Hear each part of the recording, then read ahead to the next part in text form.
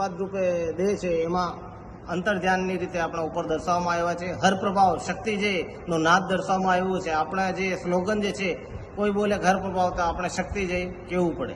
પછી મખસૂત્ર રાજધર્મ પ્રવર્તનામ, એટલે મખસૂત્ર જે છે એ રાજધર્મ આપણો છે. ભાઈ મખસૂત્ર કેવું, ભાઈ રાજધર્મ આપણો ધર્મ એવું છે કે આપણે એ જ રીતે પ્રવર્તનામ.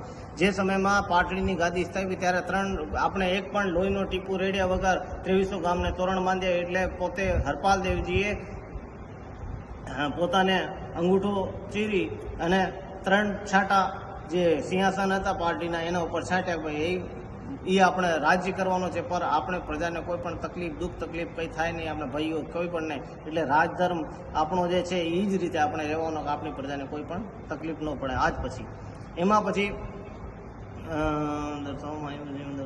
પછી જે શક્તિ માતા જે આપણા 3 દીકરા હતા, સોઢાજી, માંગુજી, શેખરોજી, 3 દીકરા અને 4થા નંબરના દીકરી હતા ઉમાદેવી કોરબા. એટલે એ નાનપણમાં હતા એટલે એમને સાથે લઈ અને સમાણા છે. એટલે એ રક્ષાસૂત્ર તરીકે, એટલે રક્ષાઋણી બેન તરીકે આપણી રક્ષા કરે છે. એટલે આપણે કાળો, પીળો, લાલ એવું કોઈ ધાગો બાંધવાનો ન આવે. આપણે કેવલ 3 રંગી કલરનો એવા ધાગા જ બાંધવા જોઈએ. એટલે આપણી માતાજી આપણા રક્ષા કરે. આપણે ઘરે બનાવવાનો, એ તો હું રેડીમેડ છે. એટલે એ પ્રકારનો એમાં બધું છે. શ્રી મખ શક્તિ વિજય તે, એટલે મખ અને મખવાન એટલે હરપાલ દેવ, અને શક્તિ એટલે પોતે પાર્વતીનો અવતાર છે. વિસંતી દેવી એમનો જે પરિવાર છે એમનો વિજય થાય એવું એમાં લખેલું છે.